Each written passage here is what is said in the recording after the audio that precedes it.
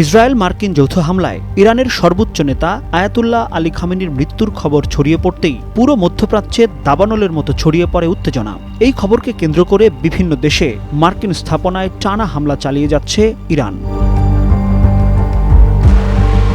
খামেনির মৃত্যুর গুঞ্জন ছড়াতেই Iraq, Lebanon, Yemen ও লিবিয়ায় লাখ লাখ মানুষ রাস্তায় নেমে আসে। বিক্ষোভকারীরা মার্কিন দূতাবাস ও আমেরিকা সংশ্লিষ্ট প্রতিষ্ঠানে হামলা ও ভাঙচুর চালাচ্ছে বলে অভিযোগ উঠেছে।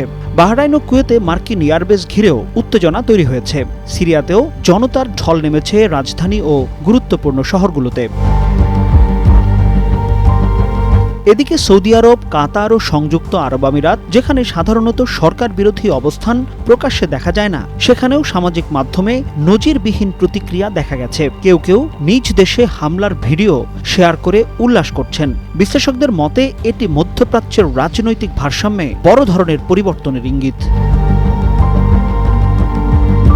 এই অস্থিরতার মধ্যেই ইরানের ভেতরে নেওয়া হয়েছে বিশেষ প্রস্তুতি। মার্কিন ও ইসরায়েলি হামলায় নিজের মৃত্যুর আগেই মাস্টার প্ল্যান রেডি করে রেখেছেন খামেনি। দ্য নিউ ইয়র্ক টাইমসের এক প্রতিবেদনে বলা হয়েছে, জরুরি পরিস্থিতিতে রাষ্ট্র পরিচালনার দায়িত্ব পেতে পারেন জাতীয় নিরাপত্তা পরিষদের প্রধান আলী লারিজানি।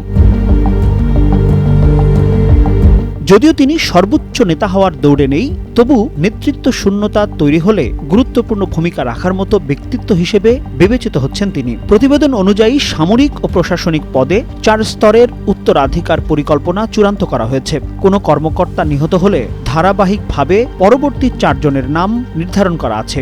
সাম্প্রতিক সময়ে হাসান নাসরুল্লাহ ও ইসমাইল হানিয়ার মতো মিত্র নেতাদের হত্যাকাণ্ড ইরানকে আরও সতর্ক করে তুলেছে। অন্যদিকে হরমুজ প্রণালী ঘিরে উত্তেজনায় বৈশ্বিক তেলের বাজারে ইতোমধ্যে প্রভাব পড়তে শুরু করেছে। বিশ্লেষকরা আশঙ্কা করছেন, সংঘাত দীর্ঘস্থায়ী হলে আরব শাসকদের অবস্থান টালমাটাল হতে পারে, এমনকি বৈশ্বিক অর্থনীতিও বড় ধাক্কা খেতে পারে, যা পরবর্তীতে রূপ নিতে পারে মহাপ্রলয়ঙ্কারী বিশ্বযুদ্ধে। মাসুম খান, টাইমস টুডে।